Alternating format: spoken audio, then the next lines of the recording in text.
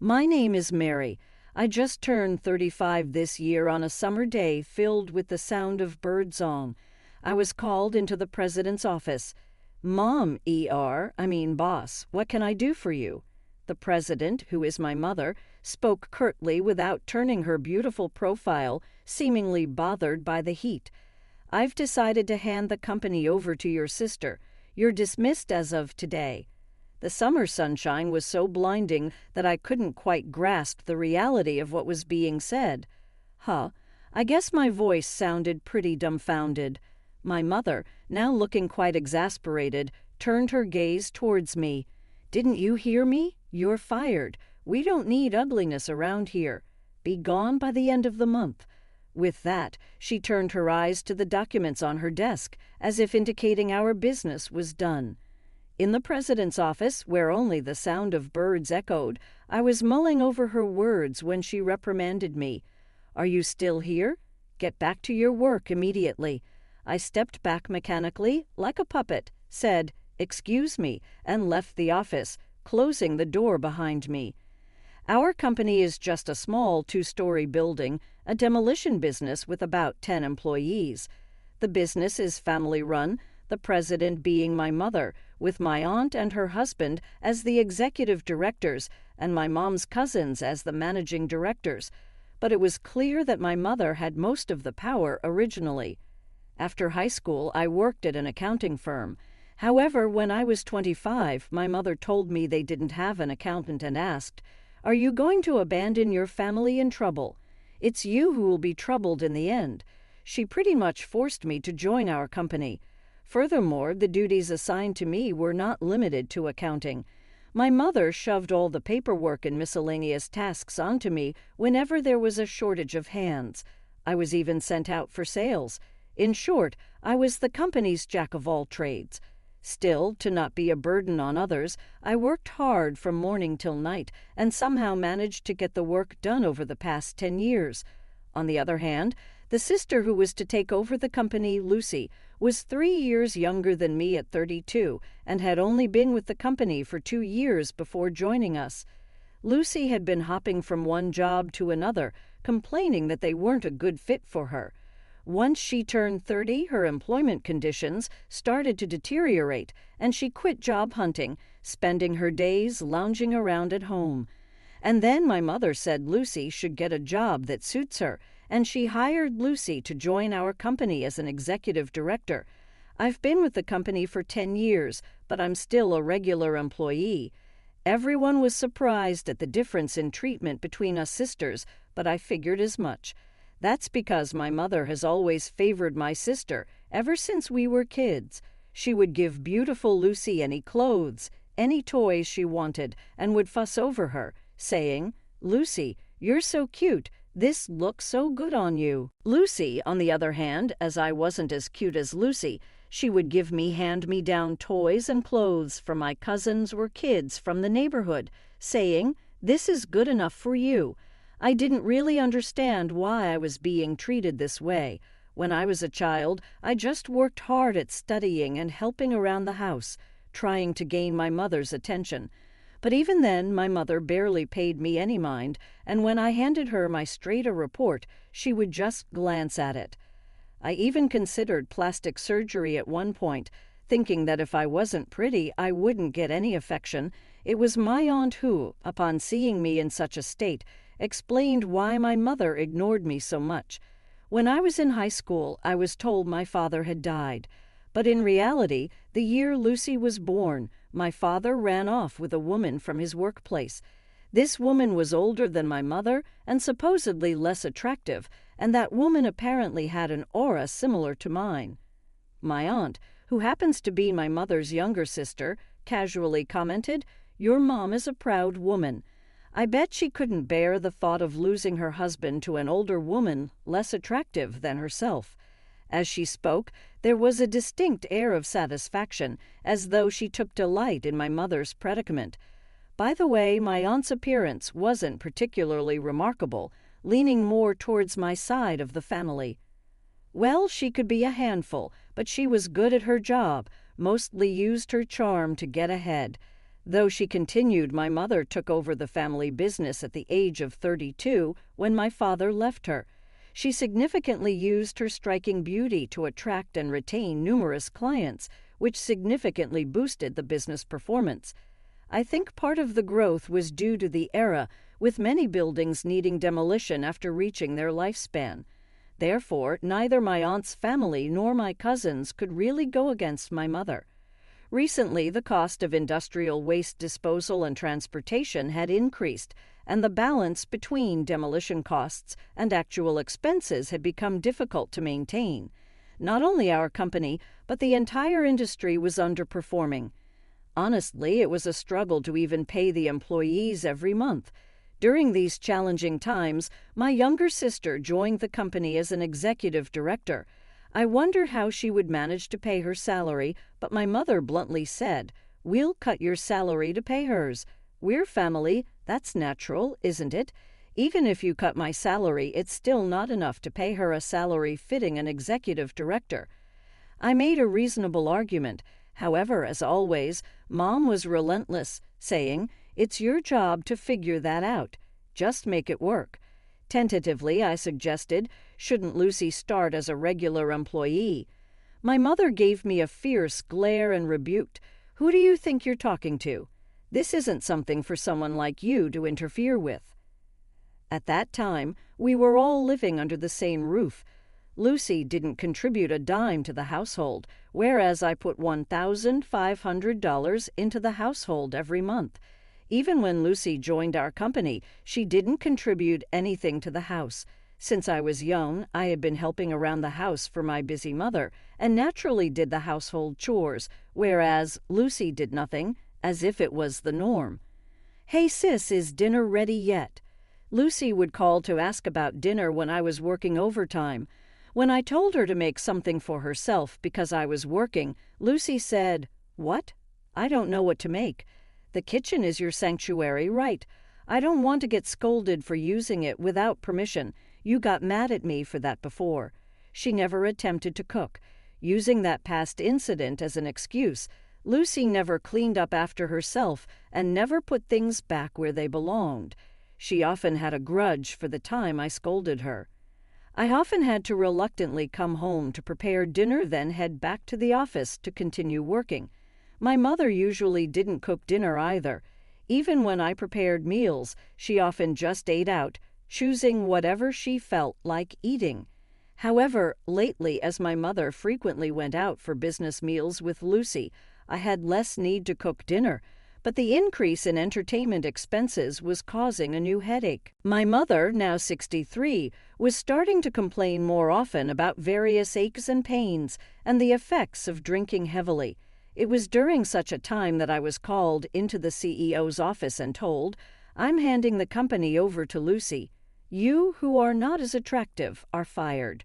I could understand the decision to hand over the company to Lucy from my mother's past actions. After all, Lucy was 32, the same age my mother was when she became the CEO. Perhaps my mother thought that if the timing was right, Lucy could use her beauty to get work done just like she did. However, I could not accept being fired due to my appearance. Even if my salary was redirected to Lucy, I didn't see the merit in it. When I consulted my aunt, it seemed that the news of Lucy becoming the CEO had already spread among the employees. However, the news of me being fired was news to my aunt as well. After pondering for a bit, my aunt said, "Well, I don't quite understand, but it seems like Lucy has been saying behind the scenes that she doesn't like the fact that even if she tells everyone she's going to do something at the company, everyone says it's okay because they'll ask Mary for help. Maybe that's part of the reason." Indeed, Lucy was utterly incompetent at her job. She always missed deadlines, made mistakes on the phone, and made many typographical errors. My aunt, understanding this point, said, "Well, that's true, but I think she sees you as a nuisance." Continuing on, she lamented, "But I never thought they would fire you. Without you, the company won't be able to function." She sighed, seeming troubled, but didn't go to argue with my mother because she knew she couldn't win. I felt utterly disgusted that I was related by blood to this utterly unreliable aunt. Well, basically, I'm hated by both my mother and my sister, right? I said in a dark voice, to which my aunt, not knowing what to say, responded, "Well, my sister is indeed terrible, but don't you think you'd be better off working somewhere else, given all the skills you have? It's a waste to stay here," she suggested. I quit. In her eyes, a faintly kind light of kinship glowed. I stood in the car, bathed in the red glow of the summer twilight, staring blankly at the distant mirage, and felt a sense of release. Maybe it's okay now. And then I turned to my aunt and said, "You're right," with a broad smile on my face. It was the first time since I joined the company that I'd smiled so refreshingly. My aunt, a little puzzled by my smile, returned a somewhat sorrowful smile. So while I was busy creating handover documents, sorting out files so that anyone could understand, the end of the month, when I was to resign, came in the blink of an eye. When I went to the CEO's office on time, the sound of birds was no longer audible, and my mother and sister were happily chatting. "That sales guy definitely has a thing for you." "You, that bald guy? No way." The two of them were laughing heartily, not noticing me. When I cleared my throat, they finally turned around, and my sister looked at me curiously and said, "What's up? If it's about dinner tonight, we don't need it." "I'm resigning today. Thank you for everything." "Oh, is it today? I forgot." She laughed again. I felt refreshed knowing I wouldn't have to see their faces anymore.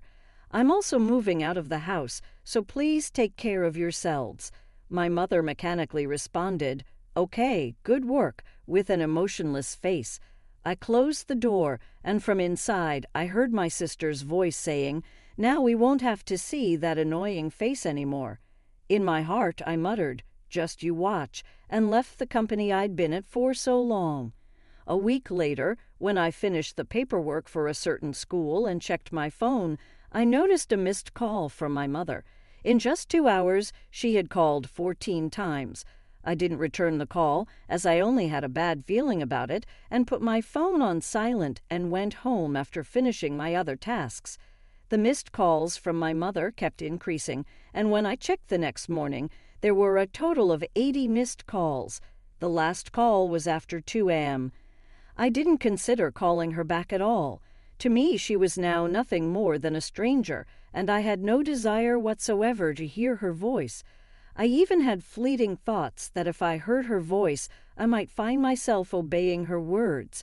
After all, I had been under her control for 35 long years.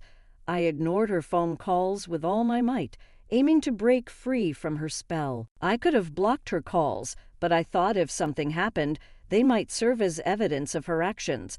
So I allowed the calls to come through for a while.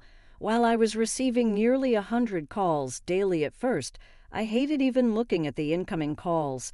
But gradually, as I got used to it, I felt a sense of satisfaction imagining my mother's face struggling with each unanswered call. I finally realized just how terribly she had treated me. A year passed by in this manner. By then, the calls from my mother had ceased, and I was in a state where I had no clue what was happening with her. Throughout this year, I worked part-time while attending an online school for tax professionals and successfully passed the exams. I have recently secured a job at a leading tax consultancy firm. I had practical experience to begin with, and having done various tasks at my mother's company gave me the ability to see the bigger picture, which proved to be a great asset in my new company. I felt thankful for the hard work I had put in at the company over the past decade, especially at this moment. The people at my workplace are all wonderful, and we work together to get the job done. It's such a huge contrast from when I was left to figure everything out on my own, pushed around by my mother and sister, silently researching on my own and working alone until the middle of the night. One day, while I was leading a fulfilling life, I had to visit a client near my mother's company. As I passed by her company, I noticed the windows and entrance were conspicuously dirty, and I could see the indoor plants that I had cared for now withered. And then, on my way back, I ran into my mother, who was just coming out of her company. As soon as she saw me, she shouted, "Ah," and came running towards me. Expecting her to berate me, I instinctively covered my face with my bag, but to my surprise, my mother approached me in a sweet, cajoling tone, saying, "Where have you been, Mary? I've called you so many times, you know. Did you change your smartphone?" It seems she hadn't even considered the possibility that I might not want to contact her because I despised her. I couldn't help but wonder about her thought process, given all the things she had done to me. Ignoring my baffled expression, she went on, "Oh, but it's a good thing I saw you. Look at the state of this company. It's dreadful, isn't it? You can start working from tomorrow. I'm not angry, you know." "Huh? So I forgive you for leaving a year ago. Please start coming to work from tomorrow." It took me a few seconds to comprehend what my mother had just said.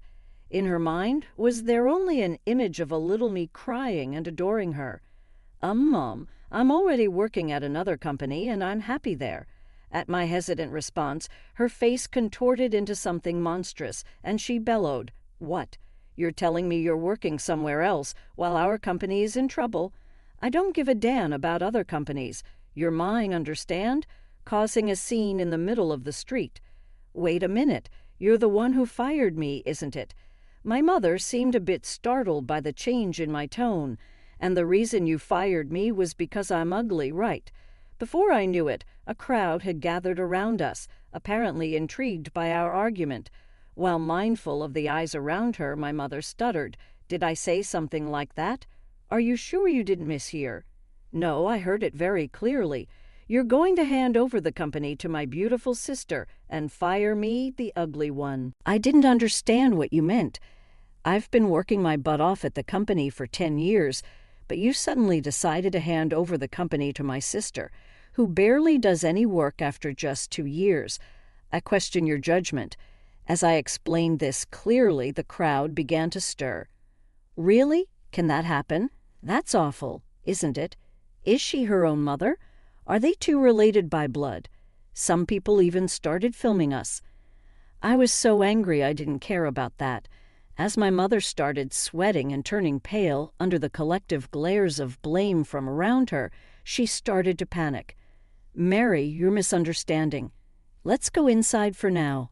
"Misunderstanding? What am I misunderstanding? If you didn't say such a thing, shouldn't you be able to clearly say it wasn't like that?" When my mother fell silent, the people around us started to say, "Oh, she's silent, so it's true. That's unbelievable." Then something seemed to snap in my mother. She started shouting, "Shut up. It's all your fault for being ugly and gloomy. Ugly people should know their place and obediently do what beautiful people say. That's all you're good for." People around us were taken aback by her outrageous behavior and began to upload their videos quickly. "The ugly woman obeys the beautiful woman." The thumbnail headlines were like that.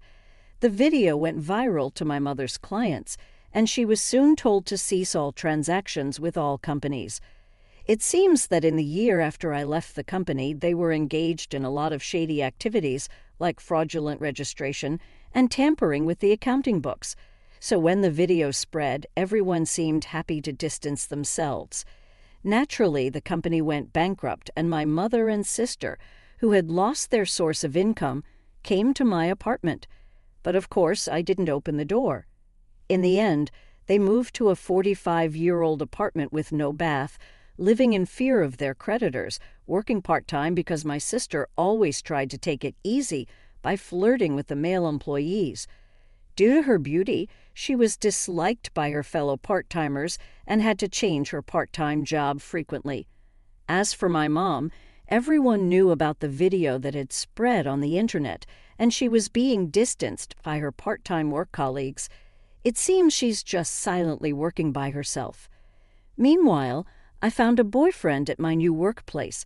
He's not handsome, but he told me he likes me because I work very seriously and sincerely. We're planning to get married soon. I'm spending my days feeling truly glad that I've been diligent all this time.